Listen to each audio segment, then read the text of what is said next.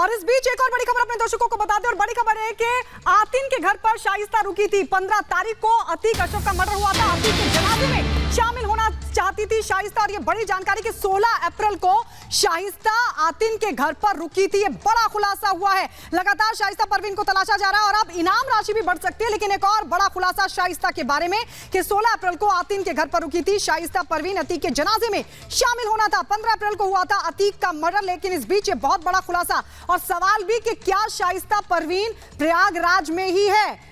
कई सवाल खड़े होते हैं, लेकिन लगातार लोकेशन ट्रेस की जा रही है।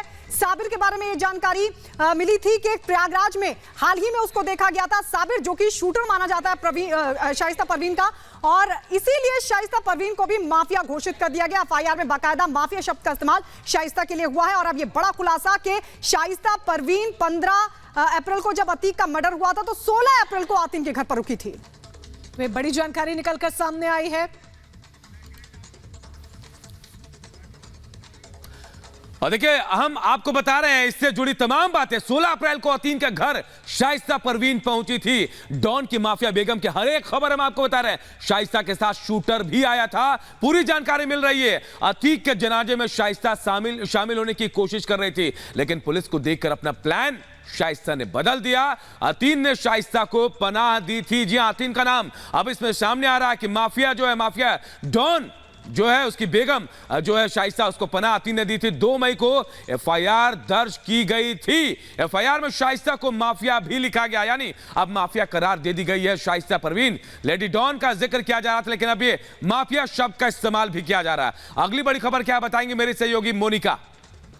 बिल्कुल अनूप, यहाँ पर बता रहे थे कि किस तरीके से शाइस्ता को माफिया घोषित कर दिया गया है, करार दे दिया गया है, और इसके साथ ही आतिन का भी जिक्र इसमें सामने आया। इस बीच एक और बड़ी खबर शाइस्ता से जुड़ी, आपको बता दें कि शाइस्ता पर इनाम अब बढ़ सकता है क्योंकि माफिया करार दे दिया गया है। ऐसे में पुलिस शाइस्ता परवीन पर अब इनाम की राशि जो है वो बढ़ा सकती है। अभी मौजूदा जो राशि है वो 50,000 है। ऐसे में इनाम की राशि को बढ़ाया जा सकता है। ये सूत्रों के हवाले से बड़ी जानकारी भी हमारे हाथ लग रही है कि शाइस्ता परवीन पर इनाम की राशि पुलिस बढ़ा सकती है। बिल्कुल, और हमारे साथ 2 सहयोगी इस वक्त जुड़ रहे हैं। जतिन हमारे साथ हैं और साथ ही हमारे साथ मीनाक्षी भी जुड़ चुकी है। लेकिन सबसे पहले जतिन, आपके पास आते हुए अब और कितने खुलासे, लेकिन बड़ा सवाल तो यही है कि आखिर शाइस्ता परवीन और जो शूटर है वो क्यों पुलिस के हत्थे अभी तक नहीं? जी बिल्कुल, यही वजह है कि माफिया शाइस्ता परवीन पुलिस के साथ खेल रही है। इसकी टाइमलाइन पर जब आप नजर डालेंगे तो आप खुद भी हैरान हो जाएंगे कि बीते 25 दिनों में 2 बार पुलिस के सामने शाइस्ता और उसका शूटर साबिर आ चुके हैं, लेकिन पुलिस दोनों बार नाकामयाब रही। ना तो शाइस्ता को पकड़ पाई, ना ही उस शूटर साबिर को पकड़ पाई है। बीती 2 तारीख को साबिर दोबारा से खुलदाबाद में नजर आता है और पुलिस जब तक उस तक पहुंच पाती, साबिर फरार हो गया। इसके पीछे की एक वजह यह भी बताई जा रही है कि शाइस्ता ने साबिर को भेजा था खुलदाबाद। अब वो वजह क्या थी, इस वजह को लेकर भी पुलिस इन्वेस्टिगेट कर रही है, और यही वजह है कि पूरे इलाके के सीसीटीवी फुटेज को खंगाला जा रहा है। खुर्दाबाद के इलाके जहां पे सरकारी सीसीटीवी लगे हैं या कुछ शॉप्स वालों ने, होटल वालों ने जो सीसीटीवी कैमरे लगाए हैं, उन सभी सीसीटीवी कैमरों को मॉनिटर कर रहे हैं। वो चेन तैयार करने की कोशिश की जा रही है ताकि शाइस्ता और उसके शूटर साबिर तक पहुंचा जा सके कि किस रास्ते से ये दोनों 16 तारीख को जाहिर तौर पर कहीं ना कहीं पुलिस से आगे चल रही है शाइस्ता। जतिन, यही वजह है कि अब तक पकड़ से बाहर है। मीनाक्षी भी हमारे साथ जुड़े। मीनाक्षी, एक के बाद एक खुलासे हो रहे हैं। साबिर को लेकर खुलासा हो रहा है कि 2 मई को उसे देखा गया था। आखिर पुलिस इतनी पीछे क्यों है? 2 मई को देखा गया, अब जानकारी मिल रही है पुलिस उस तक क्यों नहीं पहुंच पा रही, क्या वजह बताई जा रही है?